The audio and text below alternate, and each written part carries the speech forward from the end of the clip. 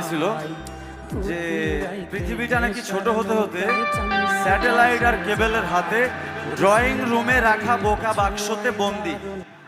তো এখন আমরা সবাই ফোন ইউজ করি, আপনি তো ফোন ইউজ করেন, আমিও করি দুর্ভাগ্যক্রমে, আমার প্রয়োজনে লাগে। তো আমাদের দুনিয়াটা এখন ছোট হতে হতে আমাদের ড্রয়িং রুমে রাখা বোকা বাক্সতে বন্দি হয়ে গেছে। কিন্তু তারারাও যত আলোক বর্ষ দূরে, তুমি আর আমি যাই ক্রমে সরে সরে।